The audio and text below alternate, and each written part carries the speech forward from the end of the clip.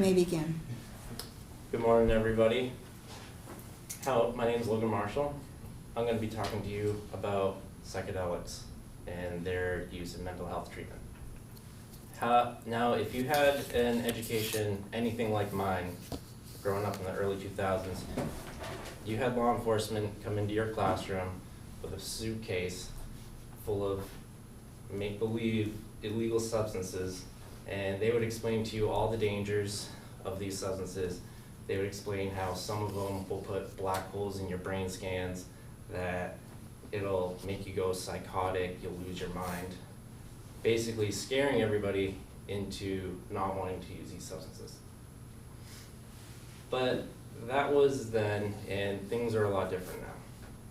Now we're finding out that there are benefits to these substances that we were taught are just dangerous, that they actually have some medical uses, and that we should pay more attention to them. Current day, there's a mental health crisis.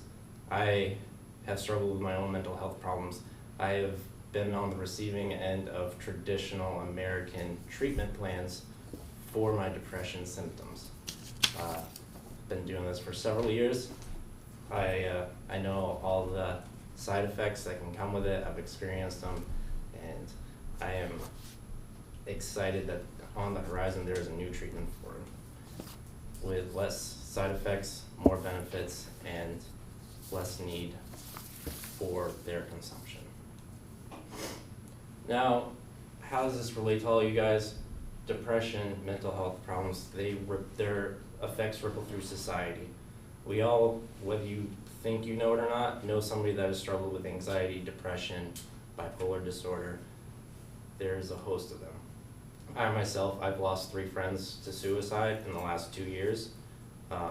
It's very hard to deal with, and I hope that nobody has to do that or go through that as well. Now for my speech, I'm going to be going over our current situation, how we're dealing with it, and how we can deal with it in the future with new treatments. The mental health crisis. It seems to be blowing up everywhere. Just like the drug epidemic that we've been dealing with, the mental health crisis is just as severe, but more silent. According to the proceedings of the National Academy of Sciences of the United States of America, in an article published in 2023, they found that depression and anxiety is more closely related with socioeconomic status than it is with the physical structure of a person's brain. Now, that's not saying that the physical structure doesn't have an influence, it's just that a person's position in society has a much stronger impact. What has America done to fix this? People are still in the same socioeconomic status, if not worse, but instead what they're doing is they're throwing prescription medications at them. SSRIs like Zoloft, Prozac, anti-anxiety medicines like Ativan and Xanax. Very strong medications that have to be taken daily in some cases, and you have to be extremely careful with your dosages. This has left a negative taste, per se, in the opinion towards mental health care at large. According to a military medicine article published in August of 2023, the opinion on alternative treatments towards mental health, especially among those who suffer with post-traumatic stress disorder, depression, and anxiety, has increased compared to previous surveys conducted on the same subject. What's this mean? People are more open to taking psychedelic medications like MDMA, psilocybin, and ayahuasca, although that's a plant and it's filled with compounds, to treat their depression and anxiety symptoms. This is generally a good thing in the right direction. Moving on, current treatments that we use are not short.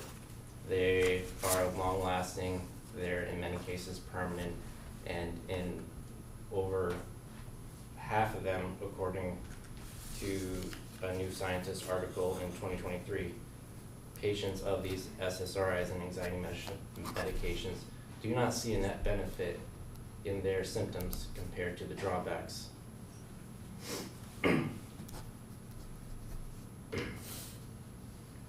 Part of that is because of part of the reason for that has been discovered in new research that has uncovered broken a link between serotonin and depression. For a long time, it was believed that people who were depressed suffered from low serotonin levels in their brain. We developed drugs called SSRIs, which stand for selective serotonin reuptake inhibitors. Basically, it blocks your brain from absorbing this chemical, in theory, to make you happy.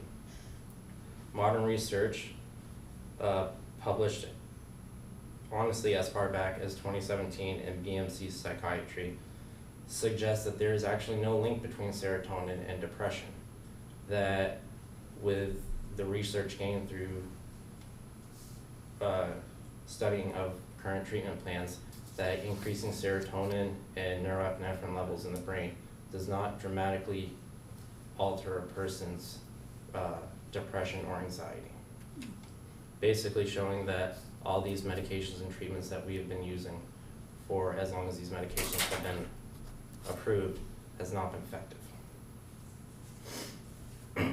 And these problems can't be ignored. The side effects of these drugs are often worse than the problem that they are trying to treat. A common thing that you're told when you're prescribed an SSRI is that if you feel more depressed or suicidal in the next 2 weeks to call your doctor or stop taking them. But you're not supposed to stop taking them because that can dramatically cause your mood to spin. So we've needed to find a new way, a safer way to treat mental health problems. And that is where psychedelic therapy comes in. Modern researchers and mental health professionals have been looking at the use of MDMA and psilocybin-assisted therapy to treat patients of depression, PTSD, and anxiety. What are the benefits of this? One, you don't have to take it every day.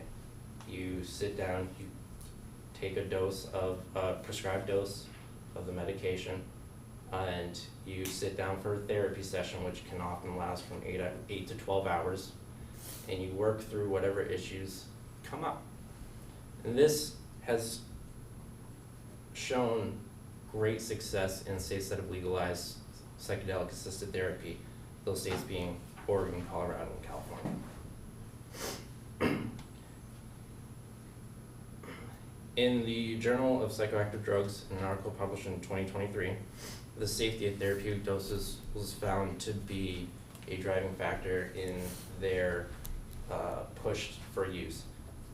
Unlike with anti-anxiety medications, the lethal dose for psilocybin is astronomical. You only need a couple anti-anxiety meds to cause damage to your body, but you have to actually eat pounds of psilocybin-containing mushrooms to have the same effect. It'll just give you an upset stomach and make your experience last much longer. Likewise, you only have to take these substances once every few months, which lowers the chance for abuse. These substances are not naturally addictive, so they're not going to cause you to go into withdrawals as you are have stopped taking them. And overall, this is a benefit because if we can get people to treat their mental health disorders without the need for dangerous drugs taken daily, that would be a net benefit to society overall. But there's one thing that's changing that, and that is the laws. That is one of the things that is preventing that are the current federal laws, which schedule many of these substances as Schedule I drugs, which means in the eyes of the government, they have no medical purpose. Research has changed that, so it is time to start looking at changing that.